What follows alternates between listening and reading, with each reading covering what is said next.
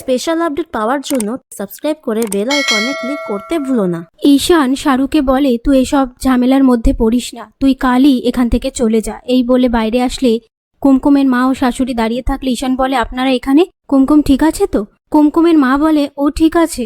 ঈশান বলে, আপনারা চিন্তা করবেন না, আপনারা কিছু খেয়েছেন? এই বলে ঈশান নিজের হাতে তাদেরকে খাবার এনে খেতে বলে। তখন শাহরু সেখানে আসলে ঈশান বলে, এখন কোনো আর্গুমেন্ট নয়।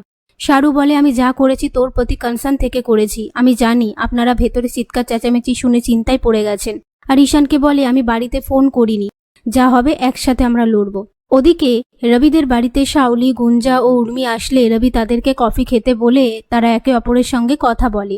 সেই মুহূর্তে খোকনের ফোন আসলে রবি সেখান থেকে সরে গিয়ে খোকনের সাথে ফোনে কথা বলে। খোকন বলে, কুমকুম ফ্যাক্টরিতে আসেনি, কাজল দিঘিতে গেছে, সেখানে ঈশানও গেছে। আপনি বুঝতে পারছেন ব্যাপারটা?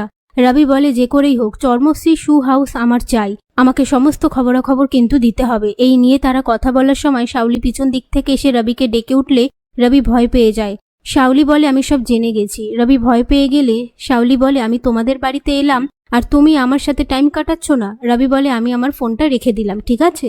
এরই মধ্যে তাপস থানায় গিয়ে পুলিশকে টাকা দিয়ে অভয়কে জেল থেকে বের করে আনে। তখন অভয় বলে, আজকেই তুই কুমকুমকে পাবি। অন্যদিকে ঈশানের মা শার্লিকে দেখলে কৃতিকা শার্লির সাথে ঈশানের মায়ের পরিচয় করিয়ে দেয়। তারপর শার্লি সেখান থেকে চলে গেলে ঈশানের মা কৃতিকাকে কালকে তাদের বাড়িতে ইনভাইট করে ঈশান ও শার্লির বিয়ে ফিক্সড করার জন্য। এদিকে ঈশান কুমকুমকে ঘরে দেখতে না পেয়ে কুমকুমের শাশুড়িকে বলে, কুমকুম কোথায়? কুমকুমের শাশুড়ি বলে, আমি ঘুমিয়ে পড়েছিলাম, আমি তো কিছু জানি না। সেই মুহূর্তে ঈশান একটা চিঠি দেখতে পেয়ে শাহরুখকে দিয়ে পড়ায়। সেখানে লেখা আছে, কালীতলায় কুমকুমকে দেখা করতে বলা হয়েছে। হাতের লেখাটা ঈশান কুমকুমের শাশুড়িকে দেখালে কুমকুমের শাশুড়ি বলে, এটা তো ওর শ্বশুরের হাতের লেখা। এ কথা শোনার পর ঈশান শাহরুখকে বলে, আমি কালীতলায় যাচ্ছি, তুই ওদেরকে নিয়ে আয়। এই বলে সেখান থেকে চলে যায়। এরপর কুমকুম কালীতলায় এসে অভয়কে চিৎকার করে ডাকতে থাকলে অভয় বলে, আমি এখানে। আরো জোরে চিল্লা। কেন, বল পাচ্ছিস না? বিদেশি বাবু সঙ্গে নেই তাই?